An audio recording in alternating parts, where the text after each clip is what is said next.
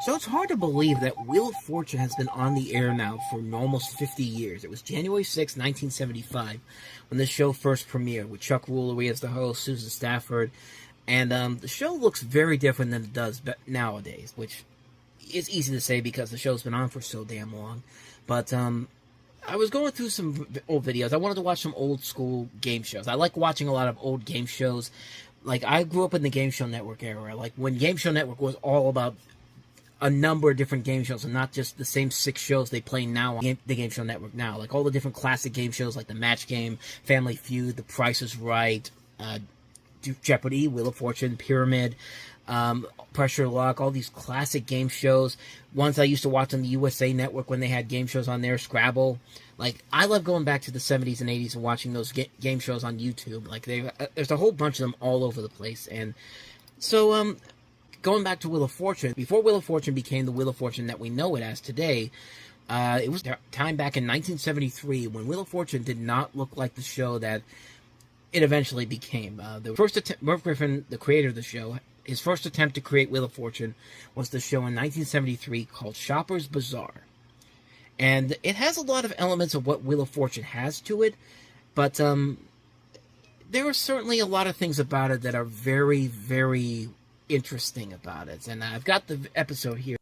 You are at the Shopper's Bazaar.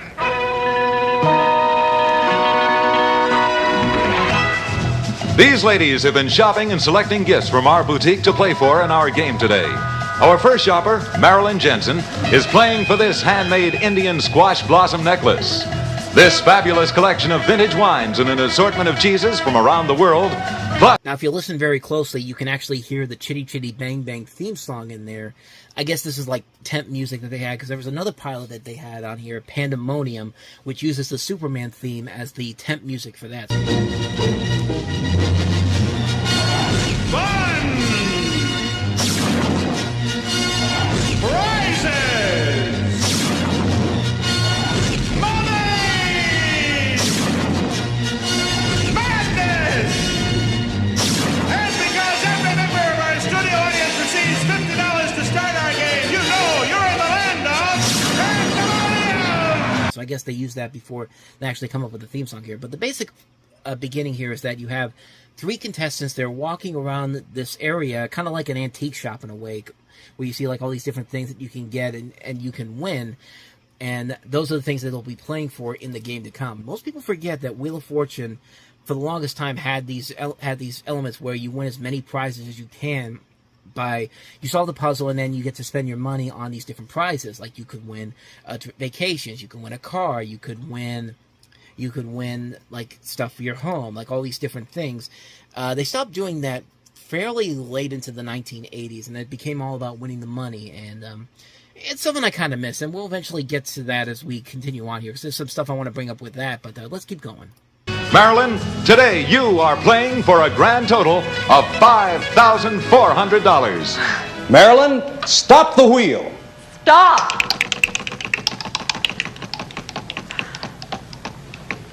Marilyn, for $100, give me a letter. We're looking for a famous person, place, or thing in our puzzle. S. And there is an S. There are 2 S's for $200 added to your account. So you basically hear there, that's Chuck Woolery, who of course would later go on to host the first version of Wheel of Fortune when the show actually became Wheel of Fortune. Basically, you hear her telling the contestant to stop the wheel, and you see this wheel that's not the Wheel of Fortune wheel. It looks like a wheel you would see at a carnival, and the wheel itself is very odd in general. Like, you have this, it's basically a glittery stand-up wheel that has no special spaces on it. Like, it doesn't have the bankrupt on there, but there is a lose a turn. There is actually a thing for a free vowel, which is basically a precursor to the free play spin that space that they have on there. There's actually a space for $0, but I guess you could still pick a clue on there. There's a buy a vowel, which continued on into the other pilots they've done, and I'm glad they got rid of that, because if you didn't have the money to do it, because vowels are still $250, so I don't know what would have happened if somebody had to land on that and they had no idea what to do at that point. Like, did they lose their turn or what? They don't really explain what happens there. But you have the free spin space, you have a lose a turn, And it's the only way you can actually lose your turn on that on the show. They have this thing called a Your Own Clue, where they have a telephone right in the middle of this table that everyone's next to. You pick up the phone and somebody's telling you, we're looking for a person, or we're looking for a thing. For you in the home audience. We're looking for a thing. Okay, thank you. And you got Like somebody's literally telling you what the category of the thing is on here. And the first puzzle, by the way, is Henry Kissinger. That's the answer to the first question on here. So, and the board itself looks pretty cheap. Like, it's literal, like, you see the Wheel of Fortune puzzle board, like with the flashy televisions on there and the touch screens where Vanna can press the button and the letter shows up. This thing literally looks like something you would see in a high school version of Wheel of Fortune. Like someone dragged this from the chalkboard, took it out of the closet and said, "We're gonna play Wheel of Fortune today, kids." And the thing literally looks like a board that you would see is in a high school version of Wheel of Fortune. Like, you remove the numbers, so they remove the numbers individually. Like, they take the they're kind of shaped like Post-it notes, kind of. They move those up, and then that's where they reveal the letters. And basically, what you had to do on this show was that you had to win as much money as you can to get these specific prizes that you wanted to get. Now, ladies, remember, you must earn enough money to pay for your gifts and solve a puzzle in order to take them home. Now, our word puzzles will be a famous person, place, or a thing. You may select any letter you wish or buy a vowel. Now, if you select a letter that does not appear in the puzzle, you lose your turn. Now, here's our accounting department, and they'll be keeping track of your debts and wins. So let's continue the puzzle we were playing. The wheel is spinning. Did you have to earn the money to grab the stuff? You had to solve the puzzle as well in order to do it. Okay, so the accounting department. So like I'm looking at the thing right here, and they basically have a thing where it's like one of the contestants has a squash blossom necklace, and it's $950. Now, she has $950 from the letter she picked, but because she didn't solve the puzzle, she doesn't technically win those. But the person next to her, Dawn, has microwave oven and appliances for, I think that's $850, I'm not mistaken. I don't know. Let me listen in. Well, Chuck, all our players are up on the board. Marilyn's got $950 for that squash blossom necklace, but she's got to solve the puzzle before she can take it home with her. Dawn has solved the puzzle. She needs another $350 before the microwave oven and appliances belong to her. And Maureen has $400 up toward that $900 antique writing desk. Okay, so she needs another $350 from a puzzle to win the microwave oven and appliances. And he also has twin motorcycles in the second one for $1,400. And then Marilyn has an antique writing desk for $800. She's got $400. However, she has to solve a puzzle in order to win that money.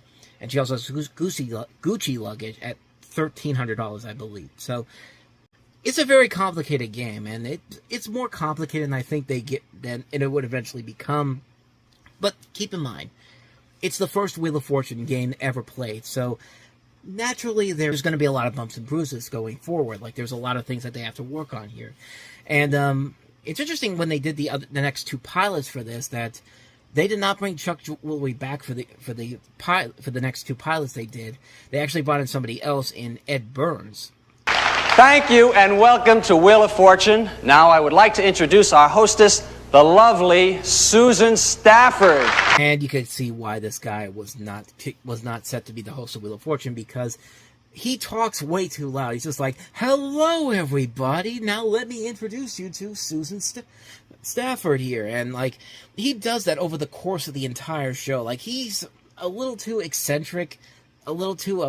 I think I remember hearing that the differences between like Ed Burns apparently was completely wasted while working on this, and there's a difference between being tipsy and taking your job seriously and being completely wasted and unprofessional, and that's exactly what happened here, I guess, because like, this guy was clearly on something, because he was like loud screaming, he was like very rambunctious, all that type of stuff. Like, you could tell that this guy had something before he went on stage here. But like it gets pretty insane and weird. But like I said before, they even include the buy a vowel thing on this wheel that they have here. I'm further into the episode here, so let me see if I can show it to you. Harry, spin. Don't know how to spell that top word. Spin the wheel. Come on. Let's go. Okay. Come on. $300 you have. Come in. Yeah, there's a section there called buy a vowel, and they've never explained what would have happened if someone landed on a buy a vowel? I guess you'd have no choice but to buy a vowel, but if you don't have the $250, you're kind of screwed out of luck. I guess you lose your turn, maybe? Like, it's something that I never understood why they kept that in these pilots to come, but eventually they fixed out all the bugs and all that, and eventually Wheel of Fortune became what Wheel of Fortune eventually became. Like, we know what Wheel of Fortune now is, and certainly is not different. It's certainly much different than it was when it first began, but it's still a fun show.